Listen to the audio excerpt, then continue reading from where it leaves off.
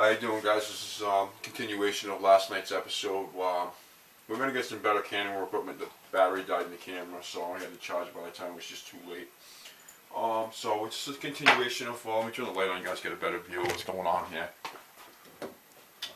Well, what I've done so far is I've cleaned the motor. The motor was just, I didn't even clean. I got the crank out while I was waiting. I'm going to put the chassis down there later on. We don't even need it right now. What we're going to do is we're just going to look this over. I've pretty much cleaned it up with a wire brush. I look at the bearings. The bearings, I think this is the best nitro cleaner on the market. The HPI Racing nitro. It's about $7, maybe sometimes you get on sale for $5. It's pretty good stuff. I blasted. I cleaned the top. Doesn't look like the head gaskets were on correctly because the old burnt fuel top it definitely was leaking. So this truck definitely wasn't running right. So we're going to get it all back together. Now what we're going to do is, this is all set, ready to go back together. I'm going to put the clutch bell, I'm going to put the piston. Here's your piston. As you can see, it's been used. It's not bad. It definitely has had some better days, but it's still got life left. And as you can see, I can't physically push it all the way through, so it still gets stuck when you put it in there, so it's good. So what we're going to do is we're going to put the connecting rod with the piston on it back in. We're going to put everything back together, the clutch bell, everything. We're going to put all this back together today. I still have to clean this, and this, and this. I got to clean all this. And then we can get the engine back together and hopefully start it up, check it out, see if it runs, see if it idles. Hopefully it idles. These 4.4s were good engines. They were. I don't care what anybody says. I've had a few of them and ran them to death, and they just kept on going. They just kept on going and going and going and going and going. As long as they're broken in correctly. And that's like with any nitro motor. As long as it's broken in to the factory specifications like it's supposed to be, you'll get the proper amount, and it all depends on the driver too, how they want to lean it out, or whether they want to rich, they want to lean it out, what do they want to do. Most people want to lean it out because they want it to go, see how fast they can get it to go. Oh, how fast does it go? Oh, it does 50, yeah, burn a piston sleeve right out of it. You know, it's crazy.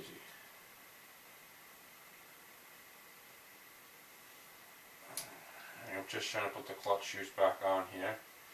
So as you can see, they got to be nice and flush. The spring, everything's all flush. Now we just take our clutch bell. You just put your bearing back in. Alright. Your top bearing on there. Now there's a little clip that holds this together.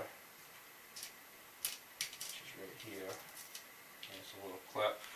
These things can be tricky sometimes, guys, so just be patient with them. Just make sure you get one of these trays and keep all the parts that you have.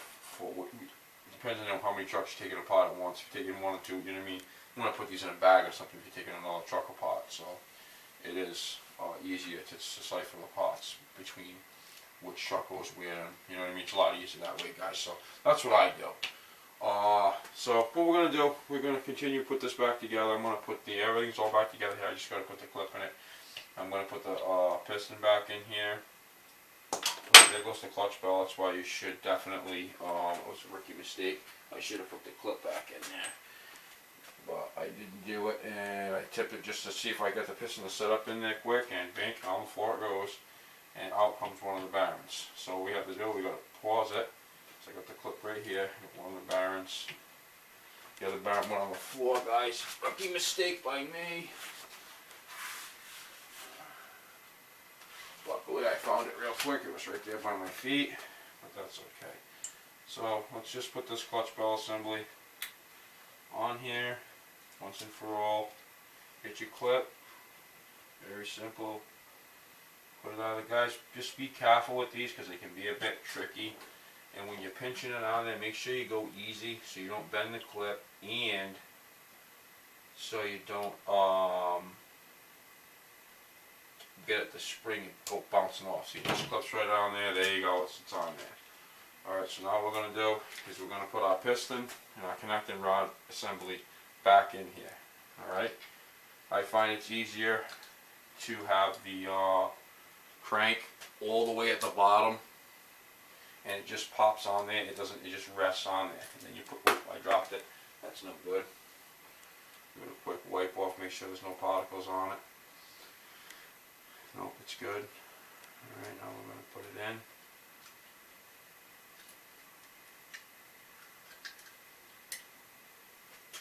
Just grab it with your needle nose, just like this. I'm putting it in, guys, exactly the way that it came out.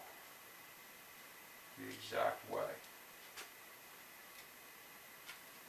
You get those pliers are not, they're flat, they're not pointy. I feel like having connecting right all the way at the bottom, crank all the way to the top, and it pops it right back on. Now what I'm going to do is just notice that there's a notch on the block. They have to line this sleeve up with that while getting the piston in there. So just keep the piston all the way up, as far up as you can get it. Just go very gentle with it. You know what I mean? Keep this straight. Just go nice and easy. Again, where you got to keep the piston in the middle, and you got to slide this thing down. Now once you get the sleeve in around the piston, you'll go and you can just give it a couple of little taps and it'll go right in. But what you want to prevent is you want to prevent the piston from tilting either way, or not setting properly with the sleeve, and then you're going to score it, and then it's not going to run right, and you're going to have problems. So you just got to make sure that the piston and the sleeve are lined up correctly, and then it'll just slide right together, hopefully. Sometimes it gets a bit tricky, guys. I mean, I know this is, say now it's in. See how easy, once I get it lined up, now you just take your pliers, no ridges on them, you know what I mean, and just give it a turn and line that up. There's a little tit on the top of the and there's a cut on the top of the sleeve, and there's a little tit on the top of the block, and just push it together, you know what I mean, make sure it's lined up before you push it all the way down. I just use it on my work mat, and I just push it in, and bang, it's flush. Okay, now you can go like that, and you see your piston moving up and down freely again. Alright, everything's good there. Oh, you know what I forgot to do, guys? I missed a little washer here. A little tiny washer here. You can't see it, it's really small. There's a washer there. Okay. Put the washer on. Now I'm going to put the clip back on there. And just like I said, guys, just go easy with these because they're very temperamental. When you squeeze it on there, you don't want it to pop off. There we go. Yeah, because I didn't like it because it was a little sloppy. Now it's better.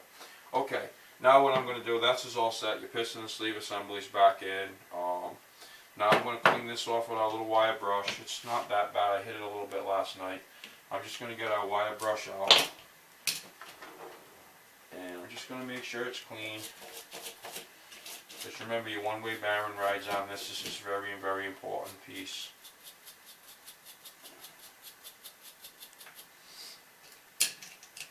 Alright, so it's pretty clean. You can see where the one-way bearing did ride on it, and we're a little groove in it, but it's clean. We want to clean, remember this from last night where I wiped it on the paper towel. It was all this is all burnt fuel. Well, this is what's left of it. I'm going to take our little wire brush. Excuse me, guys. I'm just going to clean it up. Make sure there's none of that burnt fuel on there. Check the gasket that's on there. Now we're going to put a bit of that, little bit of that RVC sealant, this stuff here, on the backing plate, just to make sure it's sealed. There's no oil leaks out of it, no gas, nothing comes out of it. You know what I mean? Because sometimes it comes out, and I want to prevent that, because then there's less lubrication and blah blah blah. Okay, so this is our backing plate with our one-way bearing rides on it. It's still a little stiff. Yeah, you can still see some stuff on there. Grab myself a paper towel. Yeah, still see some stuff on the bearing inside the backing plate. It looks pretty clean though, just a little tiny bit of stuff came out, so we cleaned this yesterday as we were waiting for the battery to charge on for the camera. I'm just going to give it a once over one last time because a little bit did come out.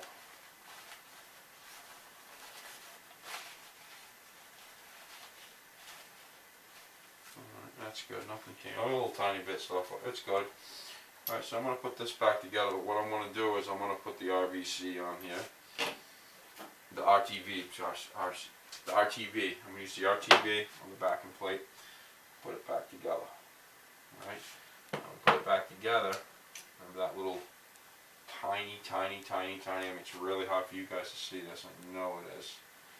It's a little tiny thing like that. It goes right in the bottom of the connecting rod. Bang, right there. And that's our little tiny spring.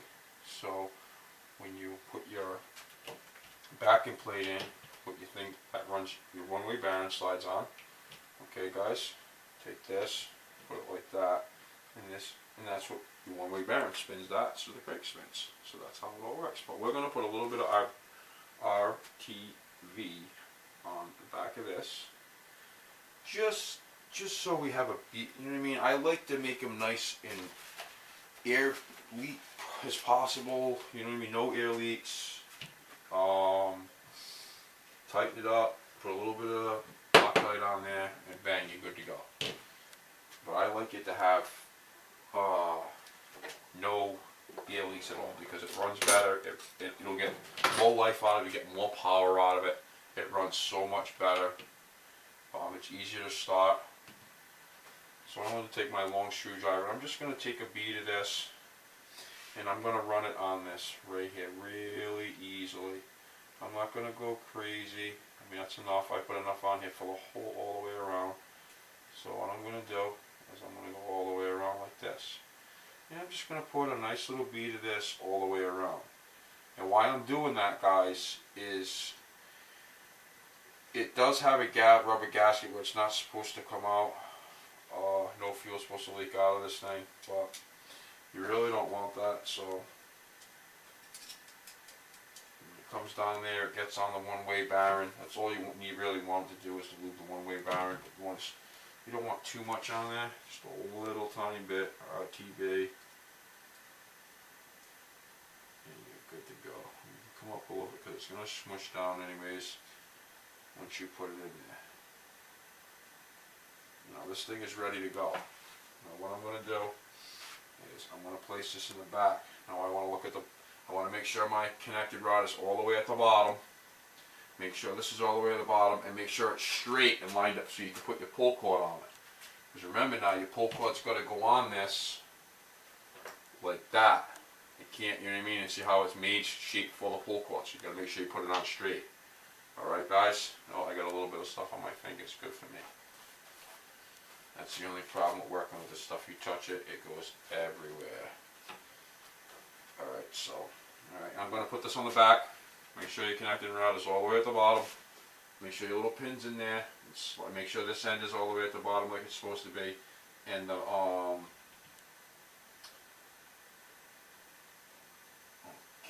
right there. And make sure it's lined up where your pull cord's going to go, or your rotor starting, or whatever you're using on the truck, whatever truck you're using, because they're all the same. All the backing plates, you know what I mean, are set up pretty much similar on all the nitro trucks. Cars, buggies, they all have similar setups. Some don't have any of this. There are buggies that run on, and some people set them up what they call as a bump box. And a bump box doesn't have a puller on it. I mean, you can use a bump box with a puller, which is kind of ridiculous, but you can always put both on the truck, the car, the buggy, whatever you want.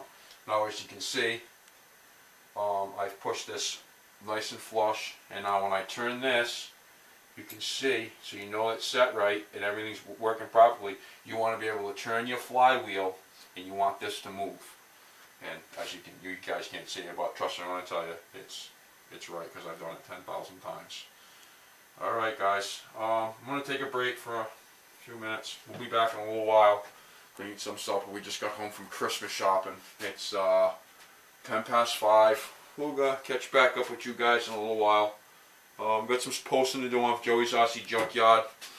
I got some real nice road cars.